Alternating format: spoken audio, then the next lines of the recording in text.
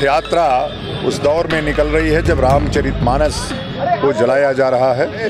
भारत हिंदू राष्ट्र बनने तक ये रथ चलता रहेगा, ये कार्यक्रम चलते रहेंगे। रूप से अगली जो सरकार बनेगी उसी में ये हिंदू राष्ट्र घोषित हो जाएगा। वही स्थिति मुसलमानों की स्थिति तय है, जो हिंदुओं की स्थिति पाकिस्तान में है वही स्थिति मुसलमानों की भारत में होगी। बलिया जिले के भृगु मंदिर से हनुमान दिग्विजय यात्रा का शुभारंभ से पहले संवाददाताओं से बातचीत करते हुए शंकराचार्य परिषद के अध्यक्ष स्वामी आनंद स्वरूप ने कहा कि यात्रा उस दौर में निकल रही है जब रामचरितमानस को जलाया जा रहा है, हिंदू संस्कृति पर हमला किया जा रहा है। ऐसे लोगों को जवाब देने के लिए यात्रा निकली है। यह हनुमान जन्मभूमि से राम जन्मभूमि अयोध्या तक जाएगी। उन्होंने इसके साथ ही कहा कि हमारी धर्म और संस्कृति पर हमला करने वालों को हिंदू समाज जवाब दे रहा है। आज जो लोग भी धर्म पर हमला कर रहे थे राजनीति के हाशिए पर हैं, कुछ दिन बाद उनका दमन हो जाएगा। आज संकल्प लिया गया है, भारत हिंदू राष्ट्र बनने तक यह रथ चलता रहेगा। लोगों को लगता था कि धारा 370 नहीं हटेगा और राम जन्मभूमि पर मंदिर नहीं बनेगा, वैसे ही लोगों को लगता है कि भारत हिंदू राष्ट्र नहीं बनेगा। एक दिन भारत हिंदू राष्ट्र बनेगा, वह 2-3 वर्ष में बनेगा।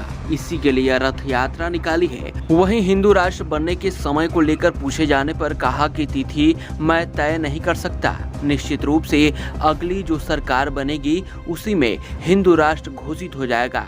किसी दल के घोषणा पत्र में हिंदू राष्ट्र हो ना हो, संतों व शंकराचार्य परिषद के घोषणा पत्र में यह तय है। संतों ने ही राम मंदिर को बनवाया है और संत ही हिंदू राष्ट्र भी बनाएंगे। यह पूछे जाने पर कि भारत के हिंदू राष्ट्र बन जाने पर भारत में मुसलमान की स्थिति क्या होगी, उन्होंने कहा भारत के हिंदू राष्ट्र बनने के बाद भारत में मुसलमान की स्थिति तय है। जो स्थिति पाकिस्तान में हिंदुओं की है वही स्थिति भारत में मुसलमानों की होगी। यात्रा कहाँ से निकली है, कहाँ तक जाएगी, क्या है पर्पस? ये रथ यात्रा उस दौर में निकल रही है जब रामचरितमानस को जलाया जा रहा है, हिंदू संस्कृति के ऊपर हमला किया जा रहा है।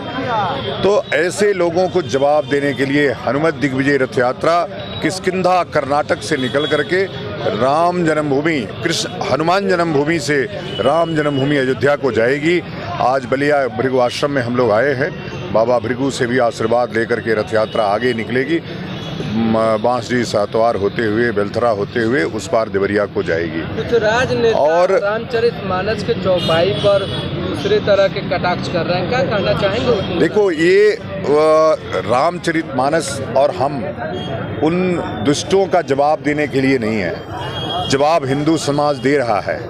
आज जो लोग भी जितने लोग भी धर्म पे हमला कर रहे थे राजनीति पे हाशिए पे हैं, शून्य पे हैं, और अब कुछ दिन बाद उनका दमन हो जाएगा। चूंकि यह रथ आज संकल्प हुआ है, भारत हिंदू राष्ट्र बनने तक ये रथ चलता रहेगा, ये कार्यक्रम चलते रहेंगे। चूंकि लोगों को लगता था कि 370 नहीं हटेगा, लोगों को लगता था कि राम जन्मभूमि का मंदिर नहीं बनेगा, वैसे ही लोगों को लगता है कि हिंदू राष्ट्र नहीं बनेगा। एक दिन भारत हिंदू राष्ट्र बनेगा, वह 2-3 वर्षों में बनेगा। यह इसी के लिए रथ यात्रा निकली है। आखिर कब तक वो समय आएगा बाबा? प्रतीक्षा अब उसकी तिथि तो तय नहीं कर सकता मैं, लेकिन निश्चित रूप से अगली जो सरकार बनेगी उसी में ये हिंदू राष्ट्र घोषित हो जाएगा। काफी काम हो गया है, नींव बन गई है और हिंदू राष्ट्र की इमारत बननी है।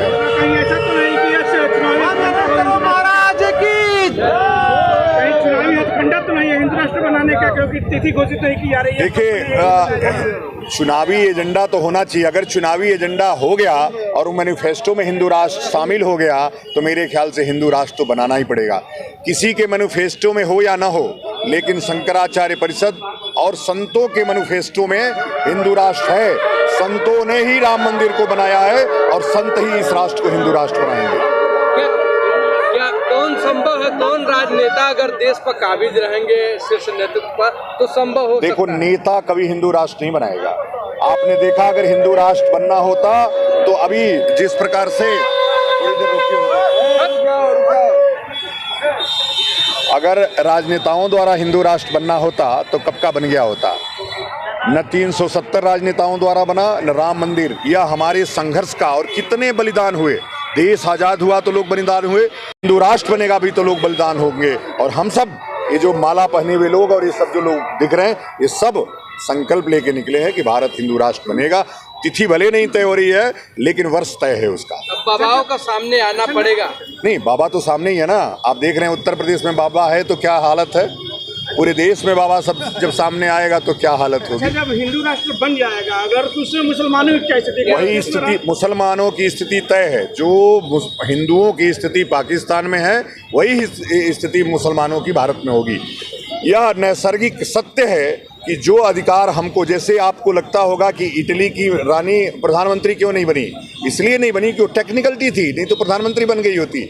भारत का कोई नागरिक इटली का प्रधानमंत्री नहीं बन सकता, इसीलिए इटली का कोई नागरिक भारत का प्रधानमंत्री नहीं बन सकता। हमारा कहना यह है कि भारत हिंदू राष्ट्र बनेगा, बनेगा और बनेगा। आपका प्रश्न क्या था, मैं बोल रहा हूँ।